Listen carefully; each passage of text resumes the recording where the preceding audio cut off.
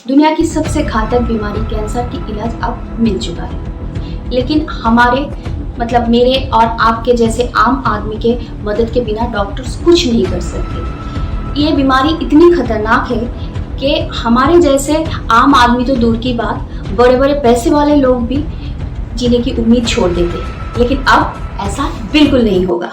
ये है केरला सिटी की रहने वाले किशोर देव। इन्होंने एक छोटी सी स्टेप से एक भी पैसा खर्च किए बिना बांग्लादेश में ब्लड कैंसर से जूझते हुए अटलू किशोर की जान बचाया। और यही वो खूबसूरत पल है जिसमें वो पहली बार आमने सामने मिल रहे हैं। ये है देवज्योति।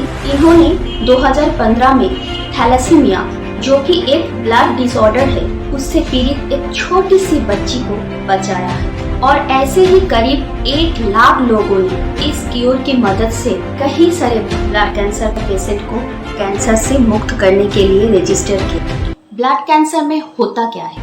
पेशेंट की बोन मैरो में हेल्दी स्टेम सेल्स नहीं बनते। अब ये स्टेम सेल्स होता क्या है? सरल भाषा में बोले तो हमारे बोन मैरो में मौजूद स्टेम सेल बॉडी में एक सेल की फैक्ट्री जैसे काम करते हैं, जो नया सेल्स बना के उन्हें स्पेसिफिक रोल्स या जॉब देते हैं। मतलब हमारे बॉडी में कौन सा सेल हार्ट सेल बनेगा और कौन सा सेल ब्लड सेल बनेगा, ये सब हमारे स्टेम सेल्स ही डिसाइड करते हैं। लेकिन कई बार डीएनए डैमेज की वजह से ये सेल्स बनाने वाले फैक्ट्री ही डिफेक्टिव हो जाते हैं। अब अगर सेल फैक्ट्री डिफेक्टिव होगा तो उसमें बनने वाली सेल्स भी डिफेक्टिव होगा। ऐसे में ये डिफेक्टिव स्टेम सेल किसी हेल्दी पेशेंट के बॉडी में ऐसे स्टेम सेल बनाने लगता है बॉडी में गलती से, जिसका उस पेशेंट की बॉडी में स्पेसिफिक कोई काम ही नहीं होता। वो बस बाकी हेल्दी सेल्स का न्यूट्रिशन छीन के बड़ा होता रहता है और शरीर के लिए बोझ बन जाता है। And this is how stem cell की डिफेक्टिव से किसी पेशेंट की बॉडी में ब्लड कैंसर हो जाता है। और इस प्रॉब्लम का सिर्फ और सिर्फ एक ही इलाज है जो कि परमानेंट है,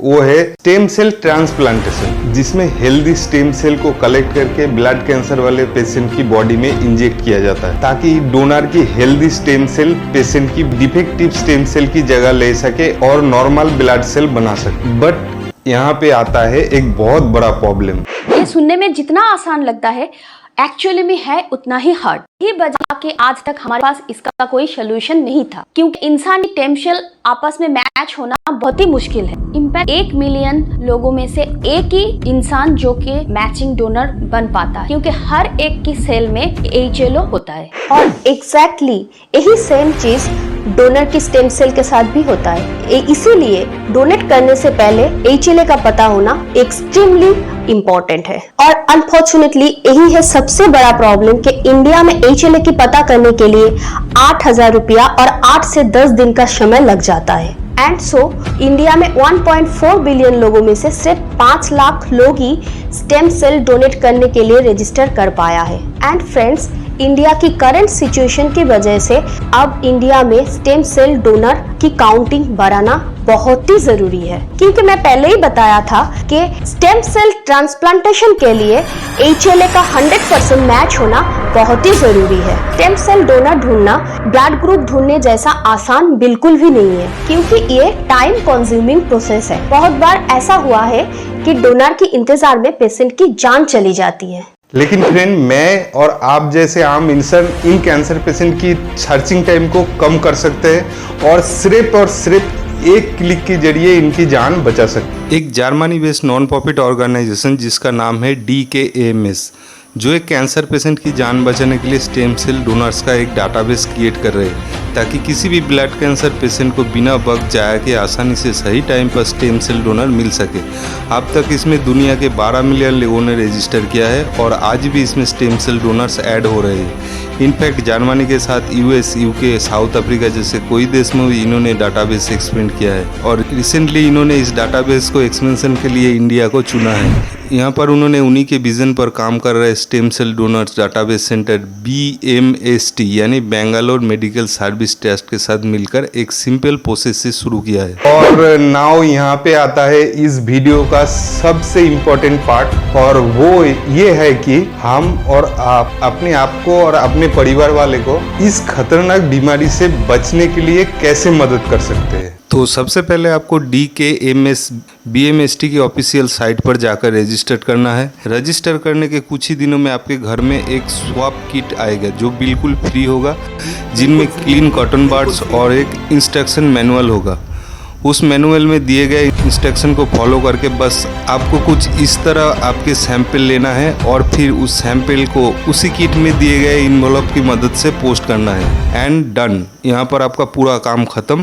फिर आपका ये सैंपल जर्मनी जाएगा और वहाँ पे आपका HLA टाइप पता किया जाएगा। इस पूरे प्रोसेस को करीब 40 दिन लगेंगे और इन 40 दिनों के बाद आपको एक मेल आएगा जिसमें कॉन्फर्म आएगा कि यस आप सक्सेसफुली एक स्टेम सेल डोनर बन चुके हैं और डेटाबेस में रजिस्टर हो चुका है। और अगर आपको आपका HLA टाइप भी जानना है तो उसके रिगार्डिंग भी आप उन्हें जस्ट मेल में पूछ सकते हैं और आपका HLA टाइप मेल के थ्रू आपको बता दिया जाएगा। और आपको कॉमर्शियली कहीं भी बाहर जाने की ज़रूरत नहीं है और किसी भी हॉस्पिटल में विजिट करने की ज़रूरत नहीं है और ना ही आपको 6 से 8 हज़ार रुपया कहीं वेस्ट करना है। ये सब कुछ फ्री में हो जाएगा।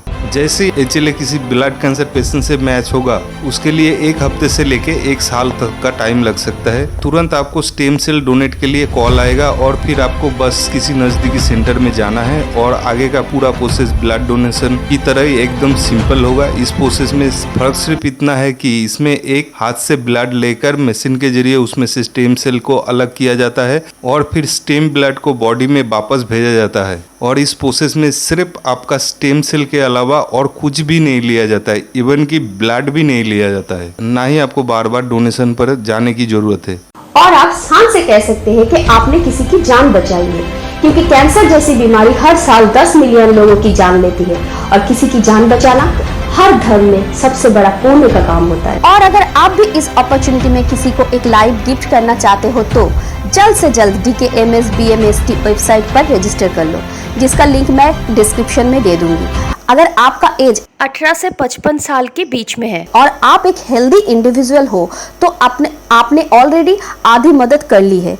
एंड बिलीव मी, अगर आप स्टेम सेल डोनेट करते हो तो आपका ये गिफ्ट वेस्ट बिल्कुल नहीं जाएगा और आप प्राउडली कह सकते हो कि आपने किसी की जान बचाई है। अगर हमारे इस वीडियो से आपको कुछ सीखने को मिला है तो इस वीडियो को लाइक जरूर करना। और फ्रेंड्स, आप लोगों से हाईली रिकमेंड करती हूँ कि इस वीडियो को ज्यादा से ज्यादा अपनी फैमिली और फ्रेंड्स में शेयर करें ताकि वो भी इस इंसानियत भरी काम में कंट्रीब्यूट कर सके।